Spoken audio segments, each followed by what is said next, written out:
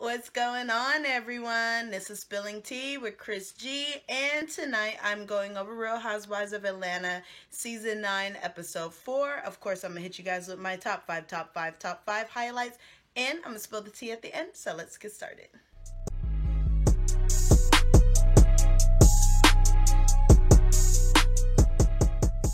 So Cynthia and Noel was having a day to themselves, and Cynthia had proposed to Noel if she could be the face of her cargo bag line. Well, you guys know from last season, Cynthia, she has her eyewear line, which she says is going really well, and she just wants to go ahead and move into the bag line, which was pretty organic for her to do that move.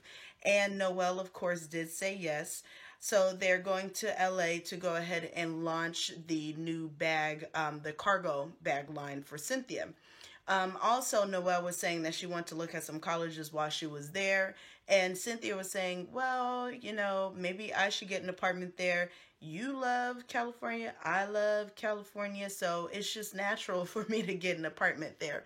And Noelle was like, I'm trying to get my own thing going on, Mom, please.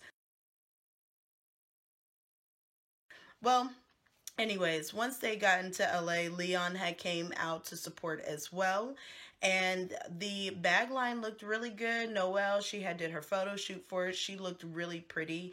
And, she actually wants to do the same things as Mama Cynthia does. So that's really cool. After the shoot and everything, Noelle had dinner with her two parents and she left. And Leon was asking Cynthia about how Peter was doing, and Cynthia kind of broke down because she was saying, she just doesn't want it to be a really nasty divorce and breakup. And Leon said that he was actually at the wedding and he had to leave early because of all the drama. And he said he knew it wasn't going to work out. So Leon, he got that little third eye going on. He knows what's up. On to my second highlight. So Sheree had pulled Callie and Cairo to the living room where they have been sharing a condo for quite some time, I guess for the past, well, it's not, I guess, I know, because they said it on the show for the past 8 years, which I was shocked it's been 8 years since they've been out of that huge old mansion and living in a condo. But, Sheree was just letting them know that the house is almost ready. It's almost done. And Callie was like, thank God. And so Cairo, he was saying that, he wouldn't be there that often because he is transferring to Morehouse in the fall.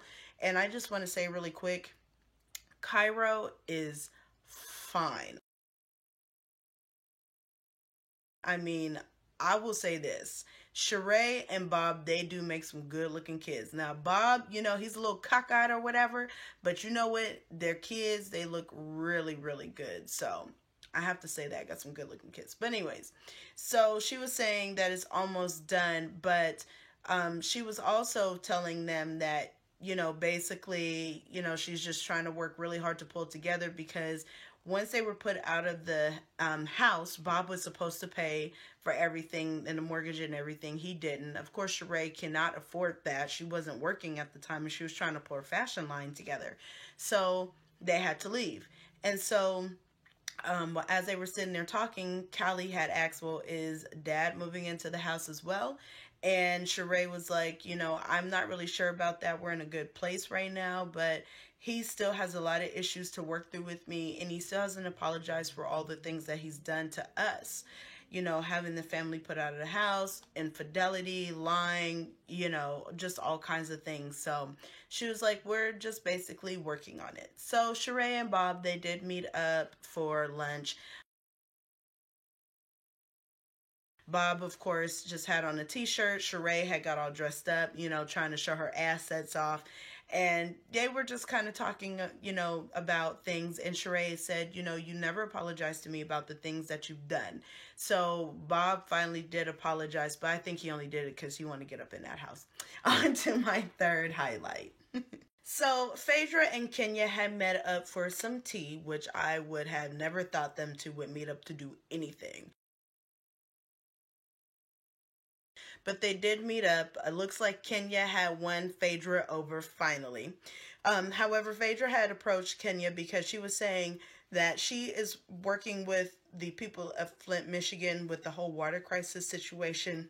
She's been down there to speak, and with her foundation, she wants to go ahead and do like an overnight camp with the children, and she's partnering up with YMCA. And since Kenya is from Michigan, she reached out to her to see if she would be a part of it. However, Phaedra wanted to make sure that her and Sheree would be cool and, you know, can work together. And Kenya said, yeah, they would be able to work it out. You know, Kenya's not worried about her, but she would be happy to go ahead and help out with the cause. So Phaedra had decided to invite the ladies on over to laser tag. So let's go ahead and hop into that fourth highlight. So Phaedra had went ahead and invited everyone out for a little laser tag, all the ladies.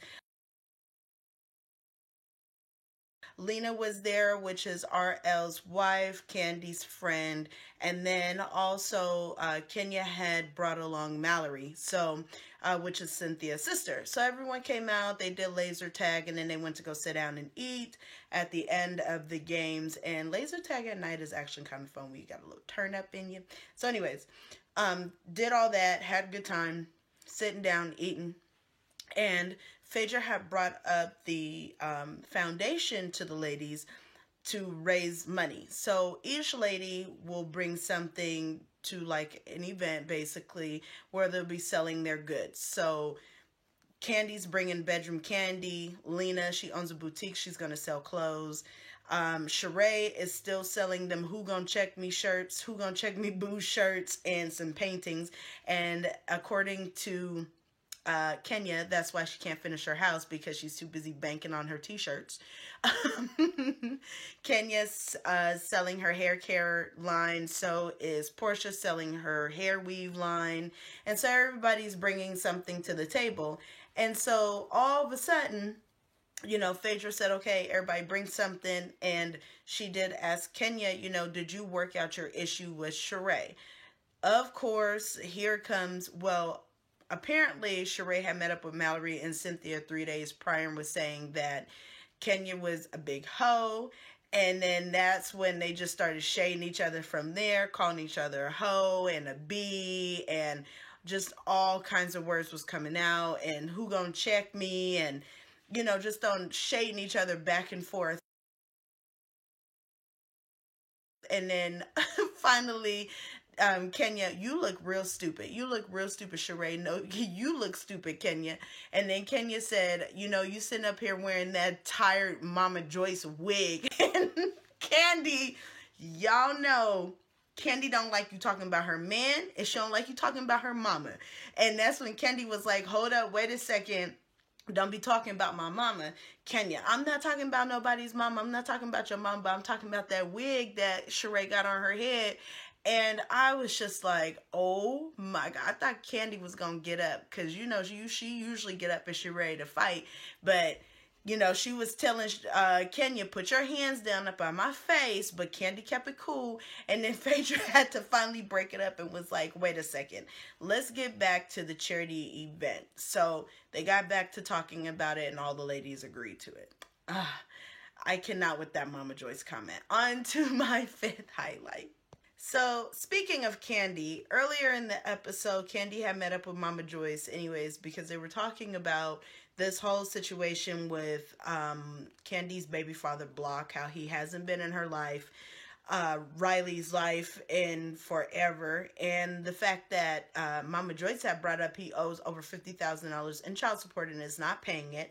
And Candy even said that he lied to the judge and said that he made less money. And actually, he makes more than what he says he does. He goes on the radio and says how he's a big millionaire and that he's doing it real big. And Candy was like, you know how many times I wanted to call the radio station and just be like, you're a deadbeat baby daddy. You know how many times I wanted to do that? So Mama Joyce, you know, she about it. Well, why don't you go ahead and do it then? She is about that. So at the end of the episode, Candy had picked Mama Joyce up because Mama Joyce had helped her with baby Ace. earlier, and she just kind of want to treat her. So on their way to go ahead and get manicures done, Block called Kandi and said that he wants to sit down and meet up because he wants to start co-parenting. Okay, Mama Joyce had came in and was like, co-parent what? She's almost 14 years old.